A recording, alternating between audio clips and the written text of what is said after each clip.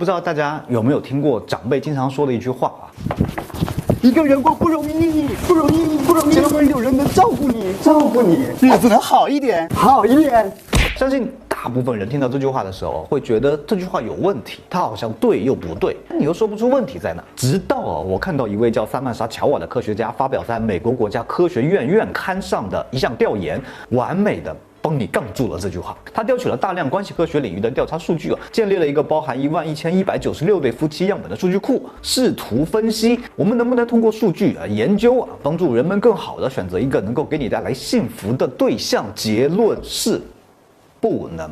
并且他们发现了另外一条规律，其实能预测我们婚后是否幸福，就是你可以问自己3个问题：单身的时候，你是否对自己的生活感到满意？单身的时候，你是否会时常感觉到开心和满足？单身的时候，你是否对未来积极乐观？研究发现对上面3个问题回答是的人，婚后就会更幸福、更满意。用土话说就是一个人单身的时候过得好，那么婚后大概率也会过得好，并且不会因为另外一半的不好而过得不好。如果一个人单身的时候过得不好，那么在婚后往往也会不好，并且不会因为另一半的好而过得好。用原话讲，就是一个人在亲密关系之外的幸福指数，能预测一个人在亲密关系之内的幸福指数。而且这个研究强调这条标准对于婚后幸福指数的影响力之大，碾压了所有其他择偶因素加起来的影响力。对方不管是不是有钱、漂亮、吹拉弹唱 anything，都无法保证婚后的生活满意度。哪怕就是我们找了一个财富、性格、外形、学历各方面都趋近于完美的人，也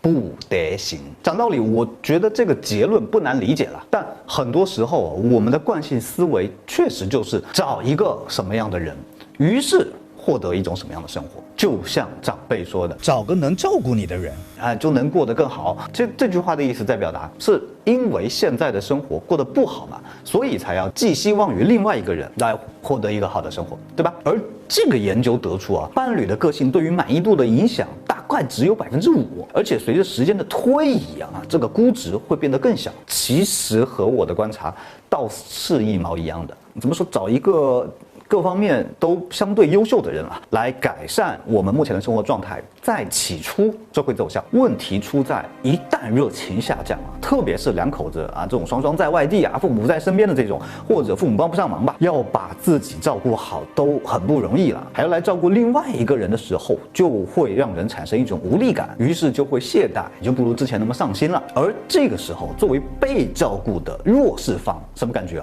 堵得慌有力使不出，做啥不对，对吧？这什么感觉？不要怀疑，这就是失去人生掌控感的感觉，真的很常见在别人眼里，可能物质生活不错，或者对方也挺优秀的，甚至别人还会羡慕觉得你要啥自行车。但冷暖自己知道，失去掌控感的生活绝对不会幸福。这样下去的结果必然就是双方都不满意了，觉得另一半靠不住早知今日何必呢？而萨曼莎·乔瓦的发现让我顿悟的地方就是恰恰相反，决定婚后质量的主体不是别人，而正是我们自己。当我们自己能把生活过好的时候，再去进入一段亲密关系，怎么都不会踩坑。当然要把自己的生活过好，听起来像说屁。怎么算好？赚到钱，有房有车，还是有很多兴趣爱好社交等等。这么说就无穷无尽这没法聊。换个问题吧，什么样的人会对自己的生活感到满意？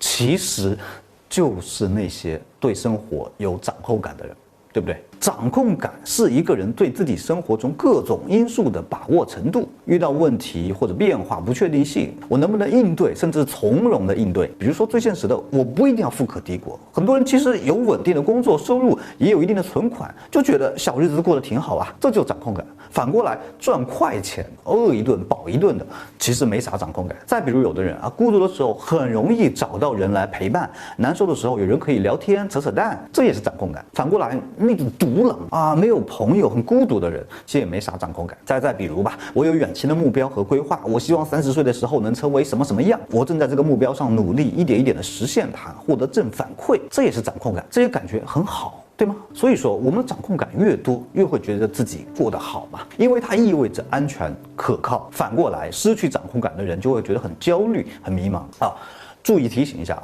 掌控感和控制欲是完全不同的东西，而且控制欲正好是掌控感的反面。控制欲的本质是对不确定性的恐惧，然后就想去控制住什么。人往往是没有掌控感，害怕不确定性，又对他毫无办法的时候，最容易产生控制欲嘛。所以大家不妨观察一个现象啊，就是单身阶段对自己的生活有足够的掌控感的人，进入了亲密关系之后，他不太会有控制欲的。当一个人能够应对生活中种种不确定性、挑战、变化的能力之后，其实他会不自觉地把这种习惯、这种能力应用在亲密关系之中。所以掌控感是我们能够应付各种挑战之后产生的一种感觉。而如何拥有这种感觉，我个人有一个经验，我觉得很棒，就是控制那些我们能控制得了的，放弃那些我们控制不了的。对，这句话你可能听过，它不是我原创的。比如说吧，大家最常见的减肥，能控制住体重的人应该最清楚那种感觉。今天我盯住不吃，今天我就瘦一点；明天我盯不住了，我吃一点，没事。后天我又盯住，于是后天又瘦下来。减肥这件事情就是我能去控制住的，那我们就去控制它。什么叫控制不了的？还是减肥，就是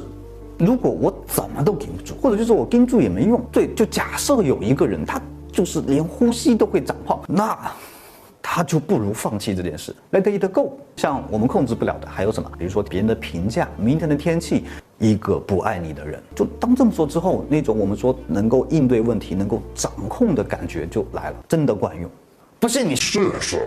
所以啊，可能大家初看那3个问题的时候，不一定能回答得上来。我也是一样，也是第2遍才做出回答的。所以大家现在其实可以再尝试去回答一遍这3个问题，客观一点。然后我们现在就会知道为什么归纳出来的是这3个问题。其实他们在用一种互动的方式传递一个信息，就是我们很难寻找到一个绝对理想化的完美的另一半，通过它让我们拥有想象中的幸福生活。我们未来的亲密关系是否足够好，重要的其实在于我们自己，而不是另一半。亲密关系或者结婚像是一种组队游戏啊，如果我们自己是菜鸟，即便对方是大神了，也很难组成一个有战斗力的队伍。更大的可能是他也很累，双方都不舒服，最后搞得大家都很干。